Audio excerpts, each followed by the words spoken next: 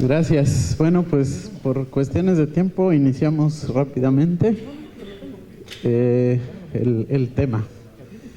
Bueno, ahí están los principales estados productores de ganado lechero, o donde más leche se produce. Y pues curiosamente esta lámina ya tiene algunos años, se ha empezado a desplazar mucho de la parte del norte hacia el sur-sureste, hacia el centro, porque pues cada vez hay menos agua. Entonces es un problema bastante serio, y entonces poco a poco, incluso no sé si ustedes sepan, pero hay compañías que están invirtiendo en ranchos que vienen de Torreón, de Monterrey, y que se están desplazando un poquito más para acá. Entonces, las condiciones de la lechería en el trópico pues no siempre son las mejores. O sea, veíamos una foto al principio de un ganado pues genéticamente muy puro, de un ganado pues en unas condiciones de forraje muy diferentes a las que vemos en esta fotografía. Aquí pues prácticamente la rusticidad en cuestión de la ganadería tropical pues es bastante contrastante, pero no por eso es una situación que nos impida ser productivos o hacer un buen negocio. Entonces aquí en esta gráfica rápidamente vamos a empezar entrando al tema. El tema pues yo lo pude haber desarrollado mucho hablando exclusivamente del alimento balanceado, pero vamos a empezar por lo que nosotros no controlamos, pero sí puede controlar el ganadero, que es el forraje. Entonces, en este caso, tenemos aquí la producción forrajera. Cuando hay mucha producción de forraje, es decir, yo tengo en una hectárea muchos kilos de forraje, normalmente la digestibilidad es baja. Eso se debe a que seguramente yo ya permití que la planta madurara y por lo tanto bajó su digestibilidad. Y si yo tuviese, en caso contrario, como aquí, una buena digestibilidad, pues implica una producción forrajera que no es tan alta, digamos. Entonces, esto es una gráfica general, no estamos hablando en particular de ningún forraje, de ningún pasto. Y también es importante que consideremos los hábitos de los rumiantes en pastoreo. Aquí está la hora 0 del día y aquí está la hora 24. Y aquí vienen momentos de descanso, de rumia y de pastoreo. Esto tampoco es una ley, esto se mueve de acuerdo a la época del año, al clima, etcétera. Pero lo importante es que tenemos momentos de pastoreo muy importantes, momentos de descanso, momento de pastoreo, y que deberíamos nosotros procurar no interrumpir esos momentos donde el animal va a estar pastoreando. El pastoreo es lo más importante en la ganadería tropical, porque es lo que la hace barata, lo que la hace competitiva en comparación con la ganadería de otros lugares donde está todo estabulado y los gastos son enormes. A lo mejor tienen buenas producciones, pero gastos muy grandes. Entonces, siempre hay que considerar y observar a los animales y decir, bueno, ¿a qué horas están saliendo a comer? ¿A qué horas están realmente trabajando duramente en cosechar su comida? Y esas horas, pues tratar de no hacer ninguna actividad con el ganado. En cuanto a los nutrientes que necesita la vaca, bueno, pues aquí los vamos a ir viendo, ¿no? Carbohidratos, que básicamente son los almidones del grano, los azúcares que pueda traer el mismo pasto, que pueda traer melaza si es que la trae en el alimento. Las grasas, normalmente muy escasas en los forrajes. Proteínas, este es un punto crítico en el trópico porque normalmente todas las gramíneas tropicales, todos los pastos del trópico son bajos en proteína.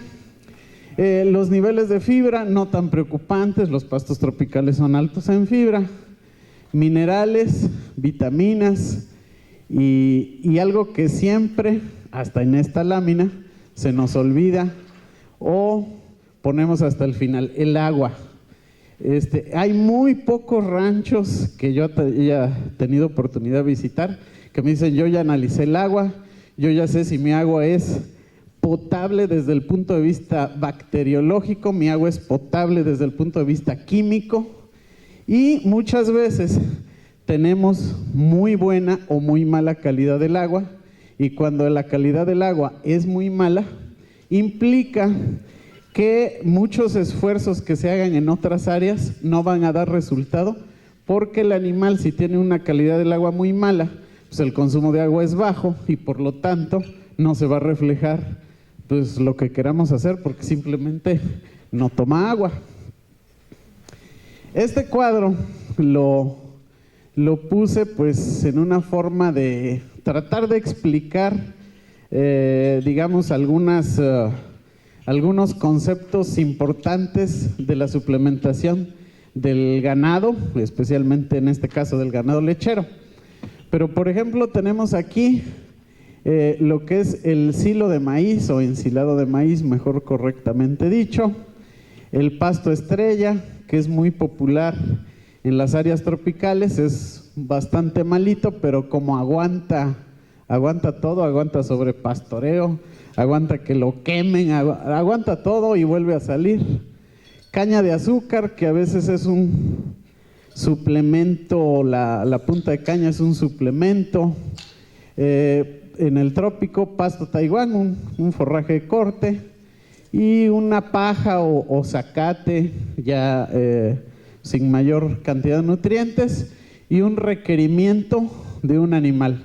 Aquí vamos a suponer que este requerimiento del animal se está refiriendo al requerimiento de una vaca lechera que está produciendo unos 22 litros de leche por día. Entonces, si nos vamos, por ejemplo, a la proteína cruda del silo de maíz, pues normalmente está entre 7 y 8,5. El pasto estrella, muy bien manejado, les pudiera dar 7, normalmente tiene entre 3 y 5. La caña de azúcar, pues igual tiende a ser un poquito menor de este número. Taiwán también muy bien manejado, cortado muy tierno, lograríamos a lo mejor un 7-8%. Y pues una paja que normalmente pues está 5 punto y tantos para abajo. Entonces aquí estamos pensando que tenemos forrajes tropicales de una calidad bastante buena, pero ni aún así se acercan al requerimiento que tiene en este caso este animal. Bueno, en energía neta de lactación medida en megacalorías por kilo, pues igual tenemos lo mejor, que aquí sería el silo. Este silo de maíz estaría ensilado con todo y sus elotes. Si despegamos, también se acostumbra, se despega el elote, vengo los elotes y es la pura milpa, pues ya, obviamente esto no es cierto, ¿no? Pero ni aún el mejor forraje está cubriendo la necesidad del animal. En cuanto a minerales, pues los principales: calcio, fósforo, pues ninguno se acerca a las necesidades o requerimientos de la vaca. Es decir, este cuadro, más que darnos una información muy concreta o verídica o lo que sea, nos ejemplifica que el forraje tropical, hablando específicamente de las gramíneas, es deficiente tanto en proteína como en energía. Para un animal alto productor, obviamente, ¿no? A lo mejor si tuviéramos un animal que está en mantenimiento, etcétera, bueno, las cosas cambian. Entonces, aquí la pregunta es: ¿por qué utilizar, cómo seleccionar un alimento? Bueno, ¿por qué? Pues porque el forraje no alcanza a cubrir los requerimientos, y cualquier persona que se dedique a la producción de leche, pues sabe que si no da alimento, o que si cambia de alimento, o lo que sea, las vacas de inmediato responden con menor producción de leche. Permite suplementar los nutrientes más limitantes. Aquí me refiero a los nutrientes más limitantes del forraje. Como veíamos en la diapositiva anterior, ninguno cubre, entonces hay limitaciones para el requerimiento de este animal. Y que permita aprovechar el recurso forrajero, es decir, ya es un hecho, yo tengo un rancho donde tengo un forraje de mala calidad. A lo mejor la mala calidad es lo mejor que puedo tener porque el tipo de terreno, el clima, el suelo, lo que sea, no me permiten tener una especie mejor. Pero aún con una especie no tan buena en cuanto a forraje, yo pudiera complementar lo que le falta al forraje. Pero para eso, ahí viene una cosa muy importante. Necesitamos conocer la calidad de forraje y saber cómo manejar el forraje para mejorar la calidad del mismo. Entonces es muy importante que nos preparemos, que tomemos cursos de manejo de pastoreo, que nos preparemos, que aprendamos que otras especies diferentes a las que yo tengo pudieran sembrarse y adaptarse en las condiciones particulares de cada rancho e ir mejorando mi calidad de forraje. Pero aún así, si no se puede o es lo máximo que puedo lograr, bueno, pues ahí tendría que complementar el recurso forrajero. Y además permite que el animal manifieste su potencial productivo.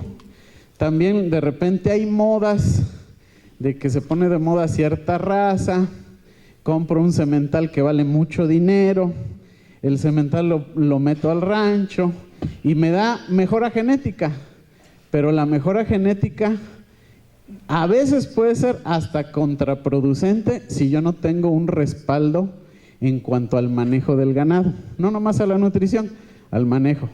Recuerden que las razas mejoradas, sobre todo razas europeas, que yo quiero hibridar con las razas ya acostumbradas al trópico, cebuinas, normalmente pues tienen mayores exigencias, aguantan menos la garrapata, aguantan menos el calor, tienen más requerimientos nutricionales y una serie de cosas que hay que considerar antes de la selección del tipo de semental que pudieran tener o de la mejora genética a la que pudiéramos aspirar, porque si no, pues puede ser contraproducente para las condiciones específicas de mi rancho. Ahora, entonces, pues los nutrientes a suplementar pues serían energía, proteína, macro y microminerales y vitaminas. Entonces, vamos a ir desglosando poco a poco esto. Ahora, el rumiante, debemos de pensar en un animal rumiante como en dos cosas por separado.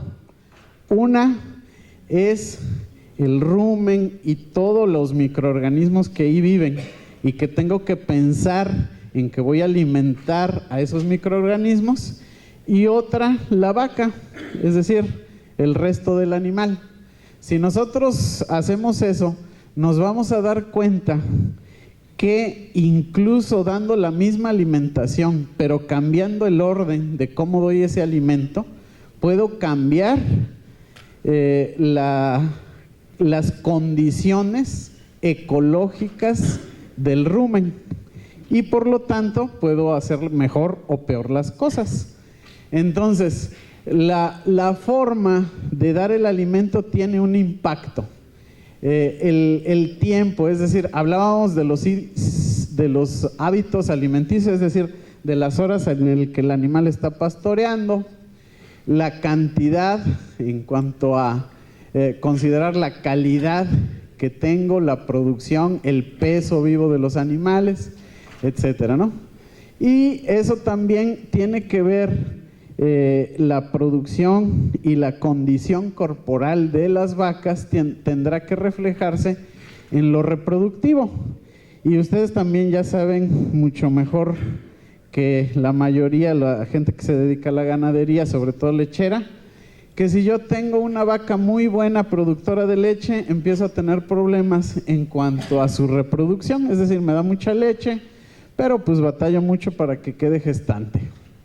Entonces, en cuanto a la forma, digamos, hablando en el trópico, la recomendación número 1 es que no den sus alimentos sin que el animal haya consumido forraje antes, para que el alimento caiga sobre una...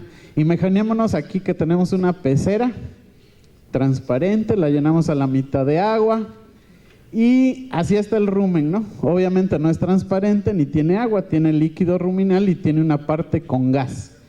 Pero imaginémonos esa pecera.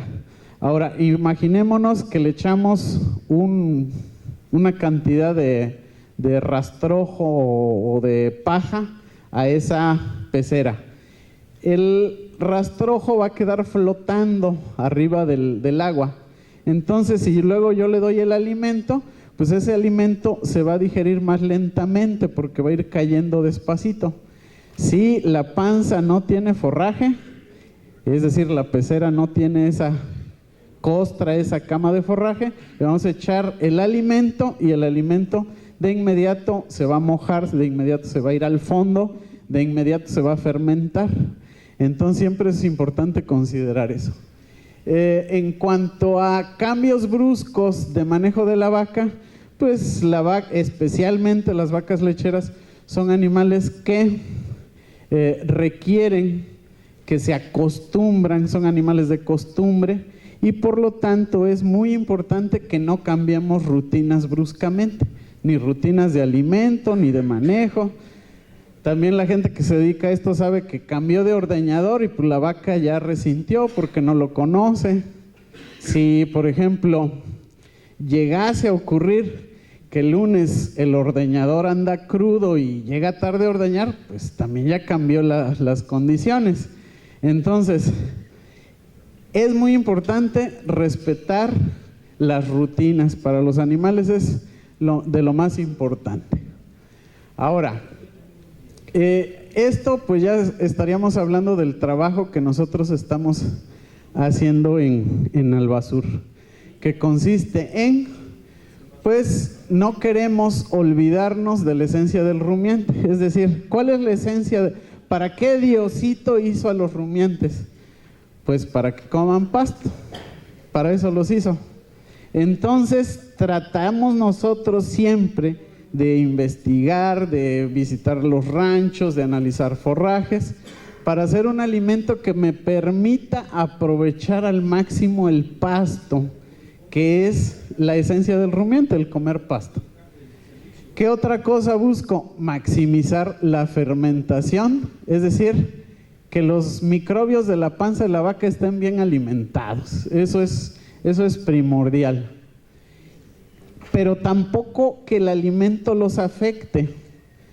Ahorita vamos a ver un ejemplo de eso. Entonces, debemos de buscar ingredientes energéticos que tengan una fermentación y una forma de fermentación determinada.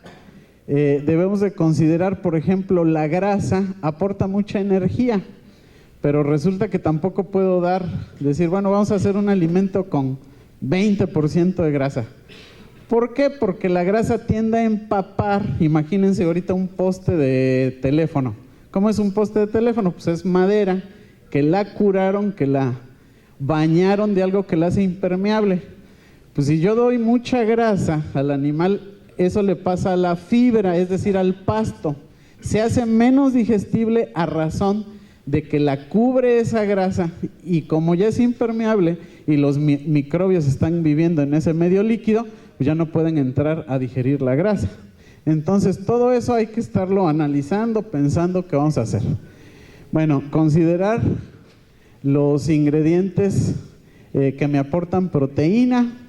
Pensar, proteína soluble se refiere a una proteína que va a alimentar a los microbios que a su vez van a reproducirse y los mismos microbios pues le sirven de alimento a la vaca y producen proteína microbiana y proteína de sobrepaso.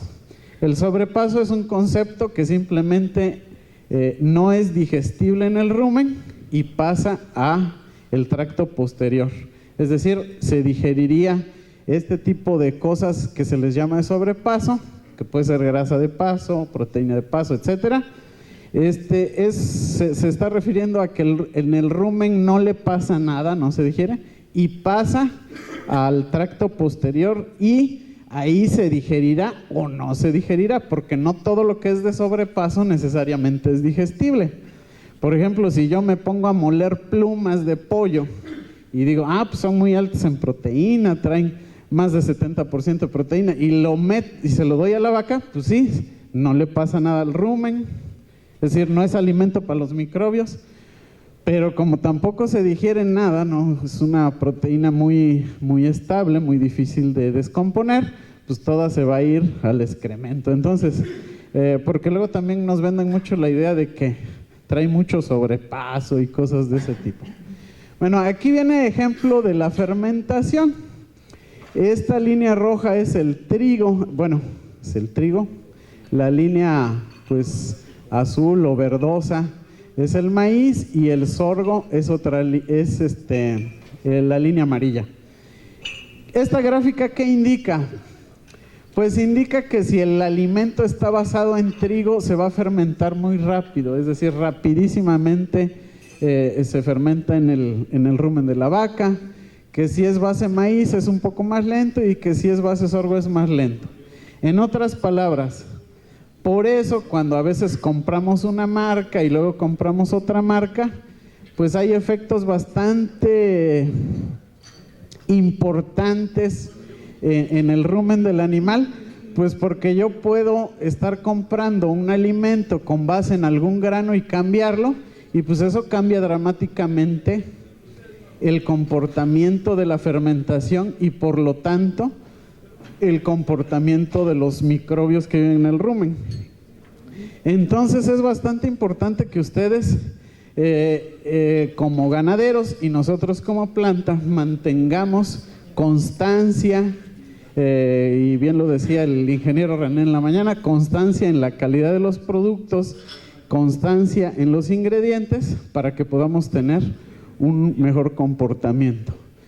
Si nosotros nos ponemos a hacer un lote de alimento con una cosa y el siguiente lote con otra y el siguiente con otra, aun cuando en la etiqueta logremos garantizar la misma cantidad de nutrientes, no por eso estamos garantizando que el comportamiento de la flora, en este caso del rumen, sea estable. Estamos desestabilizando a las vacas.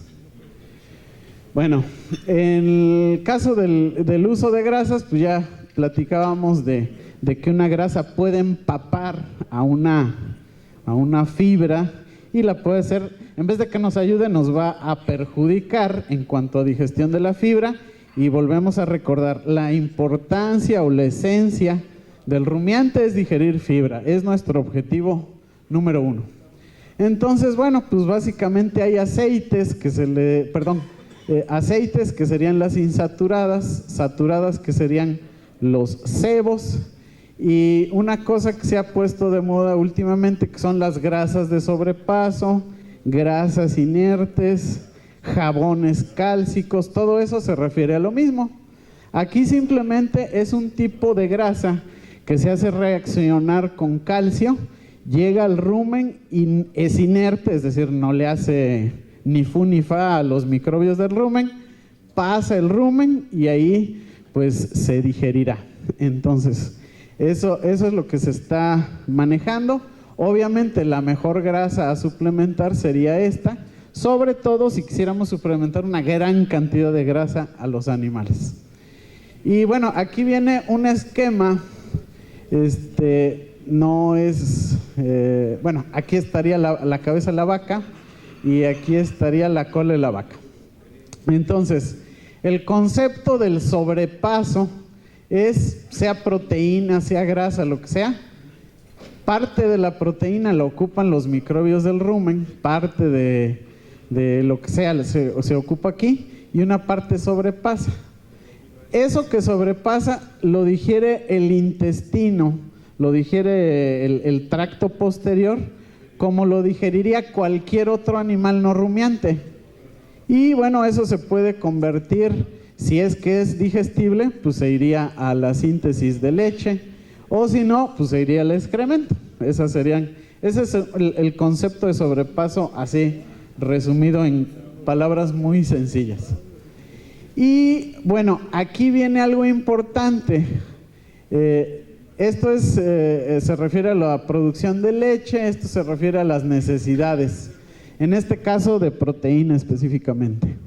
Entonces, a medida que tengo vacas de mayor producción, las necesidades van en aumento, pero la alimentación del rumen tiende o la capacidad de los microbios del rumen tiende a estancarse, y ahí es donde empieza a ser importante el concepto de sobrepaso. Es decir, si yo tengo puras vacas de 8 litros, pues no hay a lo mejor gran problema. El problema siempre van a ser los animales altos productores. Pero cada vez que visitamos zonas tropicales, conocemos a gente que tiene logros más importantes en niveles de producción. Entonces cada vez nos estamos acercando más a la necesidad de preocuparnos por cosas que antes no nos preocupaban, por ejemplo este caso. Bueno, esto es como el ejemplo clásico que nos ponían nuestros maestros en la escuela de lo que es la nutrición.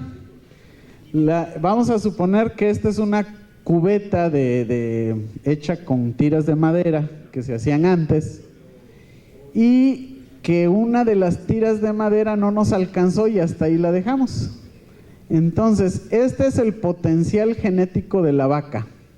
Es decir, puedo llenar esta cubeta hasta 20 litros, pero tengo una tabla incompleta que llega hasta 7 litros, entonces llega a los 7 litros y se derrama. Igual, si yo tengo una vaca con un potencial genético muy bueno, pero la limito en algo, ni siquiera necesariamente en algo nutricional, en cualquier tipo de cosa de manejo, simplemente la vaca no va a expresar su potencial genético. De la misma manera, como en el caso de esta otra tabla que está larga, le doy algo de más, pues simplemente estoy desperdiciando y tirando a la basura, porque el potencial genético de la vaca llega hasta acá y yo le estoy dando más del requerimiento. Eso pensando que no pudiera ser tóxico, porque ya tendríamos que entrar en otros temas de que incluso hay cosas que les pueden hacer daño si les damos de más, ¿no? En este caso vamos a suponer que no les hace daño, simplemente pues tiro parte de mi dinero. Entonces, algo extremadamente importante, el periodo seco de las vacas. Decía un gran sabio dedicado al ganado lechero, que las vacas producen leche en la medida que las cuidamos cuando no producen leche. Entonces, si yo tengo una becerrita que va a ser una futura vaca, y pues es una bola de pelos, lagañas, cuerito y hueso, pues va a ser una mala vaca, porque yo le estoy descuidando, le estoy descriando, la hago pasar hambre, que tome agua sucia, la llevo al peor potrero, está llena de garrapatas, y ahí va. Vamos a suponer que no se muere, ahí va. Pero va a ser un animal malo, porque está bajo condiciones malas. Igualmente, una vaca seca, ¿qué hacemos? Ya la voy a secar, secamos a la vaca y la mandamos al peor potrero, no le damos de comer. Nos olvidamos de ese tipo de animales.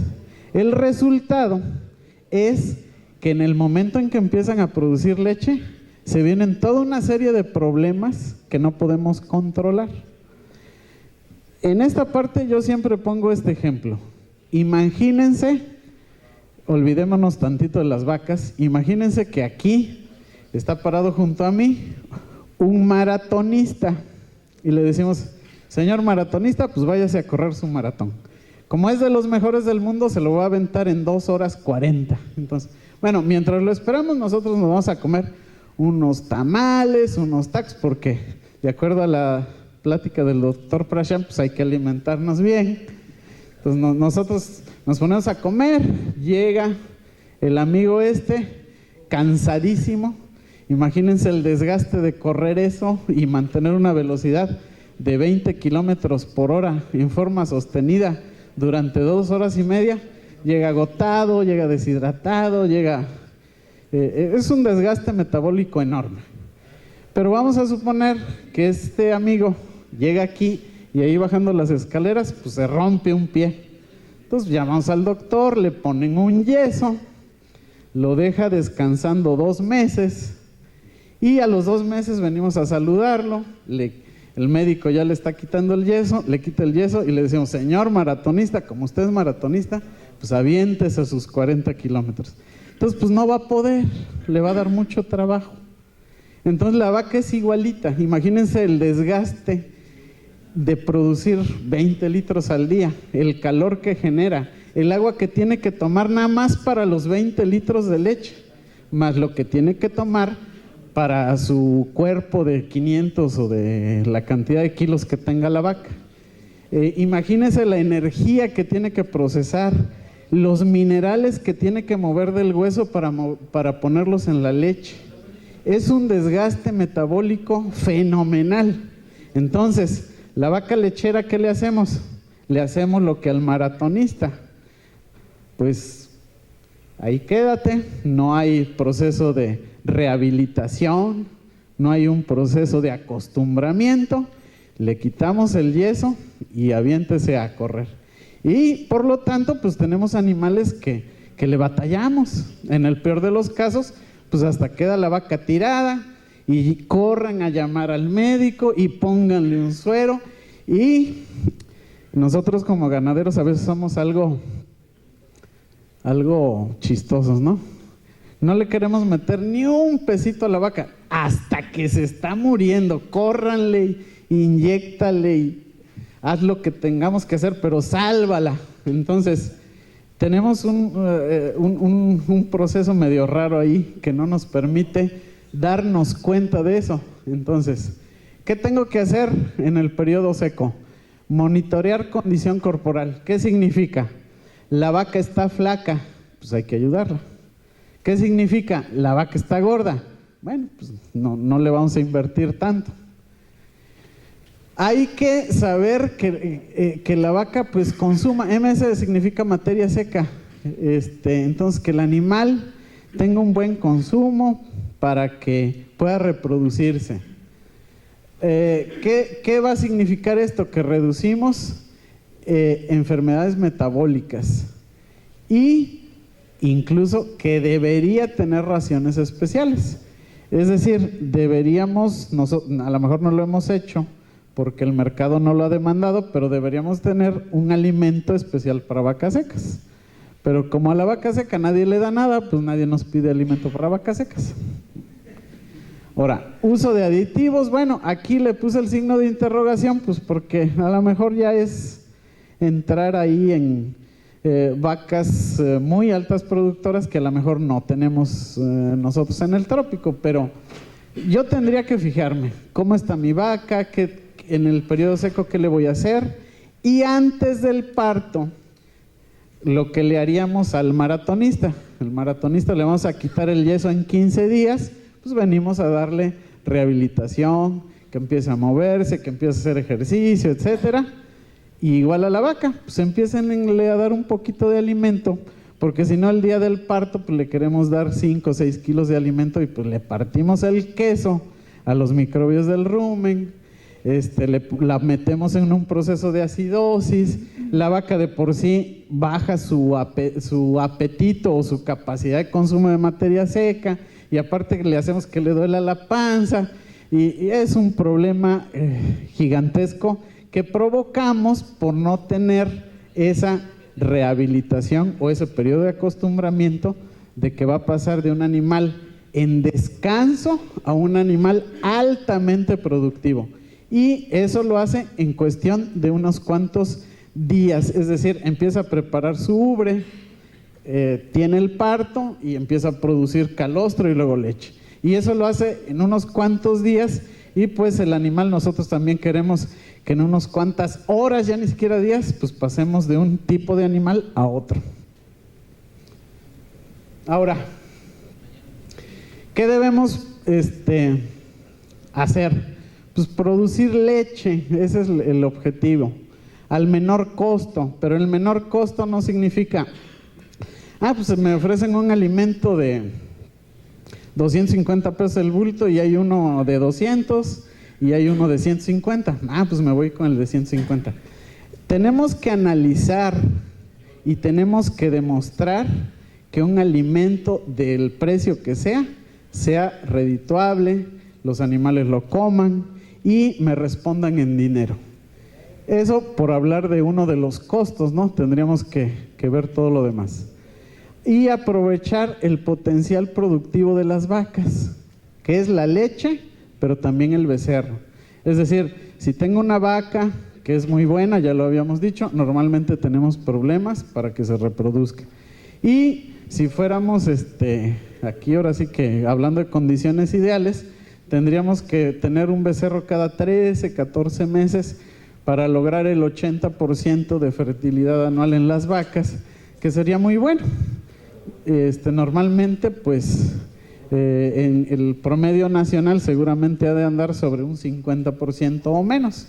Es decir, una vaca me pare un año, al siguiente año no pare y pare hasta el siguiente. Es decir, un parto cada 2 años, en vez de que lo tuviéramos cada 13, 14 meses, pues estamos perdiendo ahí potencial productivo. Además, en este momento, a lo mejor la leche no está bien pagada, que ese es un problema nacional, creo que hasta mundial, pero el valor del becerro, el becerro sí tiene valor. Entonces, en este momento nos debe interesar bastante la reproducción, porque el becerro puede estar ayudándonos e incluso pagando la producción. Entonces, estrategias: aprovechar en forma eficiente los recursos con que contamos. ¿Qué tengo? Lo primero que hay que saber es ¿qué tengo? Es decir, sabemos qué calidad de agua tenemos, sabemos qué calidad de forraje tenemos, pues normalmente sabemos de cuántas hectáreas es el rancho, pero todo lo demás, realmente poca gente le invierte a estudiar otras condiciones de su propio rancho. Y lo primero que tendríamos que saber es exactamente esto, ¿con qué cuento?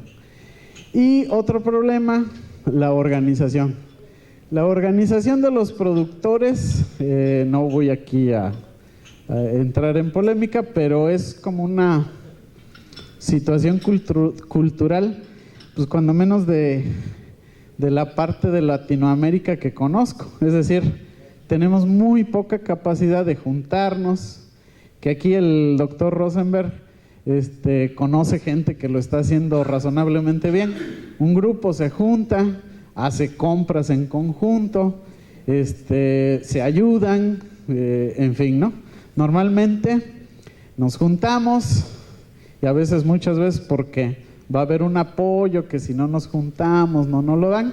Nos juntamos, llega el apoyo, pasan unos meses, nos peleamos.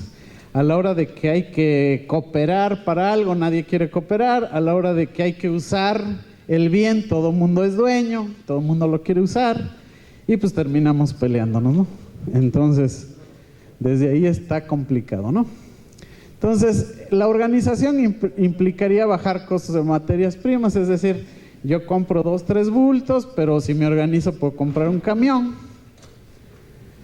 Eficientizar la producción y buscar el mejor canal de comercialización de leche. Es decir, si yo vendo leche caliente pero tuviera un tanque frío, pero a lo mejor un tanque frío es demasiado para mí, pero no es demasiado para 10 personas, y la leche fría me la pagan mejor, pues ya tuve un beneficio. Si tengo el tanque frío y le vendo la leche a una tercera persona que hace quesos, pues qué tal si hiciéramos una empresa y nosotros hiciéramos el queso. Entonces se trata de ir avanzando. Para eso necesitamos la organización, porque si yo tengo poco ganado, poco rancho y voy a ordeñar y luego a hacer el queso y luego voy a salir a venderlo, pues el problema es que me voy a enfrentar a algo demasiado grande que a lo mejor no puedo hacer, pero ya entre de varias personas pudiera ser que lo lográramos. Y bueno, aquí vienen algunas fotografías de situaciones por una mala alimentación. Entonces empieza a reflejar en la pezuña de la vaca.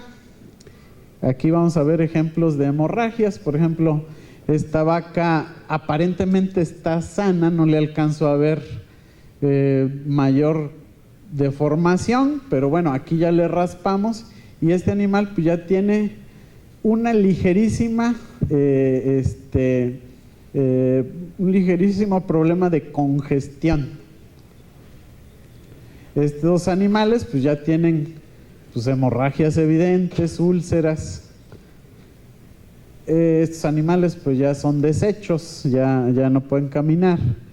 Este tipo de cosas a lo mejor en trópico no se ve tanto, se ve por acá, que las pezuñas les crecen mal, que les crecen de más.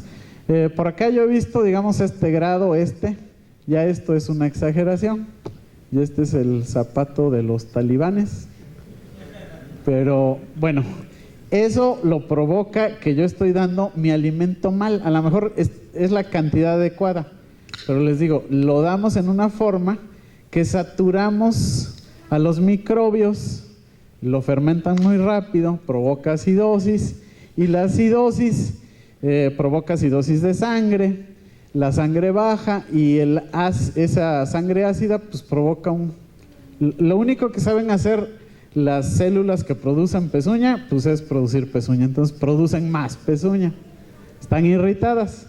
Entonces, ¿qué debemos hacer? Pues mejorar.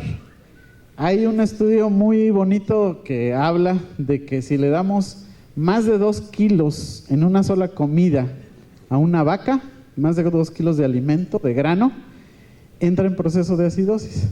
Pero si yo tengo una vaca que le tengo que dar 6 kilos, por ejemplo, porque es buena productora, pues, y la ordeño 2 veces, pues 3 y 3.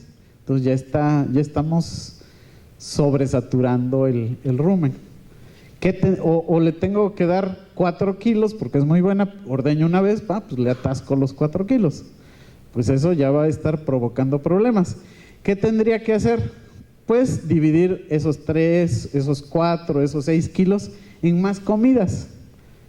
Sé que eso es difícil, porque implica que a lo mejor al mediodía, que normalmente estoy en la hamaca con una fría, pues me voy a tener que parar y le dar de comer a la vaca.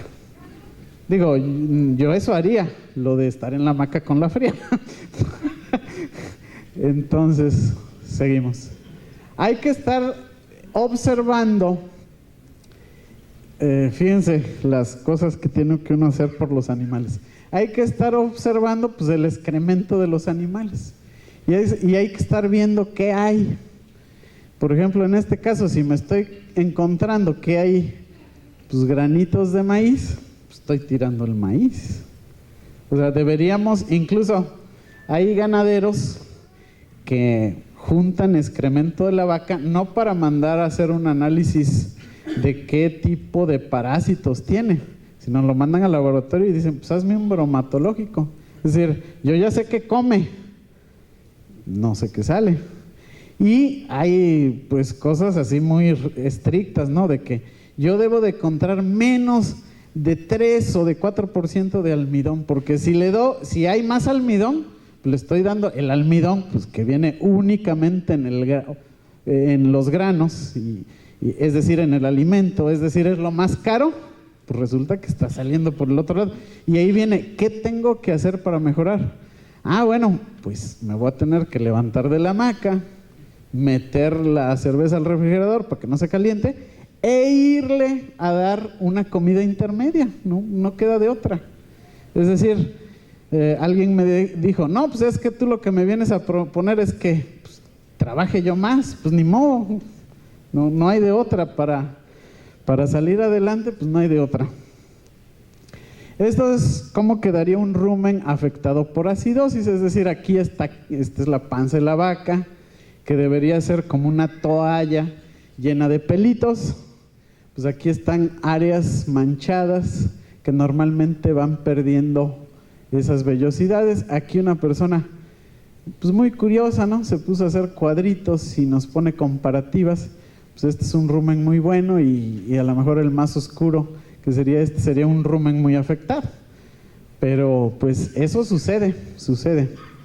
Entonces, eso hace que las papilas, es decir, los pelitos del rumen que se encargan de absorber los nutrientes, pues no haya, que estén alterados, que estén queratinizados, es decir, duros, y por lo tanto, pues si disminuye la capacidad, la elasticidad, pues va a disminuir la absorción, disminuye la absorción y yo veo el excremento que pues ahí está saliendo el grano. Entonces hay que ser cuidadosos con eso. Bueno, pues yo con esto termino. No, digamos, la intención no era hablar cosas muy profundas, sino generales. Pero como decía Jeremy al principio, invitar a la reflexión, invitar a si hay dudas, si hay cosas que yo pueda cambiar, cómo las voy a cambiar. Y agradecerle mucho a Albasur, que me hizo el favor de invitarme, y quedo a sus órdenes para cualquier pregunta.